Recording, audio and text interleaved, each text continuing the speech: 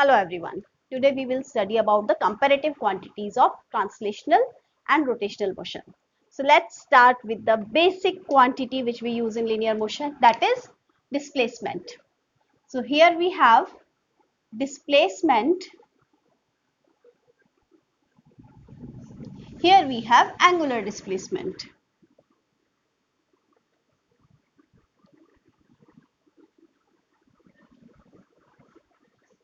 So angular displacement is given by theta. Linear displacement is given by s. Then we use linear velocity in translational motion. So this is linear velocity which is denoted by v. Here we have angular velocity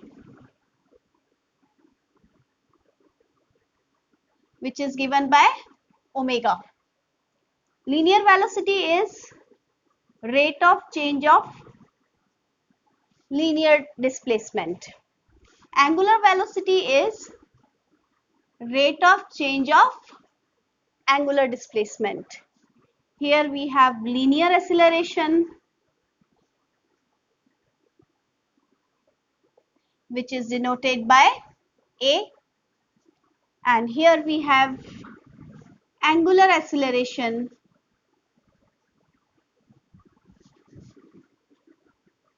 which is denoted by alpha. I will make a separate video to differentiate between tangential acceleration, angular acceleration and centripetal acceleration later on. So here you can write mass for linear motion. Here we have an equivalent quantity which is called as moment of inertia. Mass means we are talking about inertia here. See, one trick over here is that the moment of all the linear quantities are give the rotational analog for rotational motion, right? So here this is inertia, this is moment of inertia. We'll discuss about these things later. Then we have force here which results in acceleration, right? Or it is that quantity which is responsible for any change in the state of a body. So this results in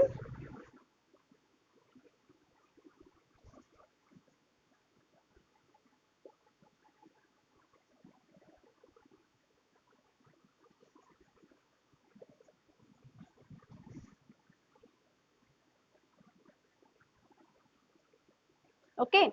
Now here we have the corresponding quantity. This is torque which results in a change in rotational motion related state, okay?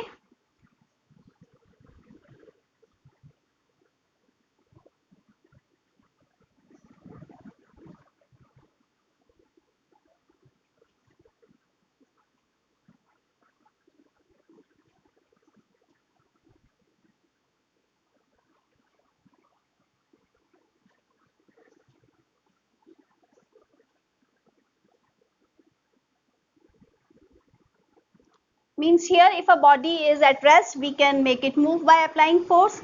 Here the body is at rest, then we can make it move in rotation by applying torque, right? So this is related to your rotational motion, this is related to your linear motion. Then we have this relation F is equal to ma. So what will be the corresponding relation here? This torque here is represented by tau. So for force I will write torque. For mass, I will write moment of inertia. It is represented by I. And for A, I will write alpha.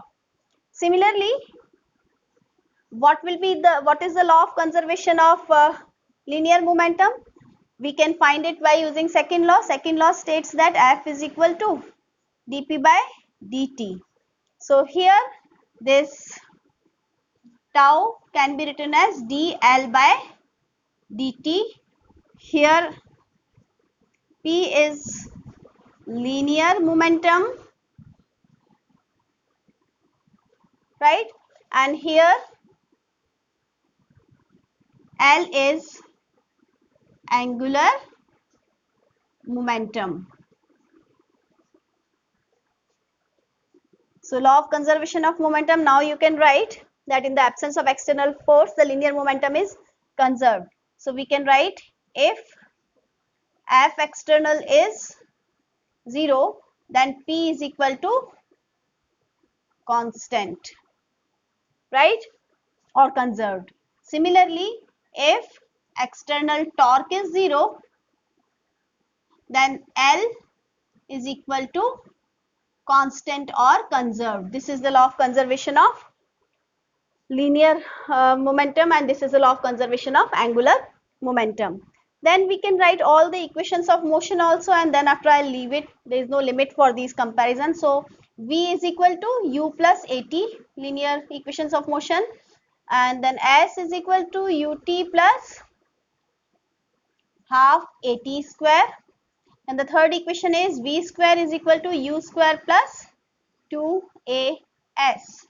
Now here we have the corresponding terms, so we can write the equations of motion like this. So if we have final angular velocity omega, initial angular velocity omega naught, then for acceleration alpha, and for time t same, right?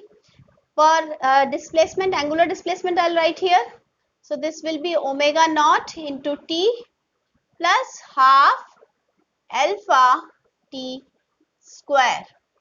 Similarly, omega square is equal to omega naught square plus 2 alpha theta. So these are the corresponding equations of motion. Similarly, you can write power as well.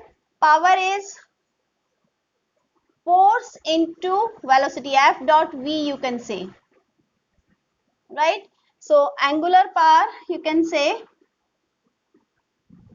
this will be torque dot omega, and how do we denote it? Simply power. So this is angular power, I'll say. Okay, so these are the basic formulas for comparison of some quantities in linear and the rotational motion case. So that's all for this video. Thank you and have a nice day.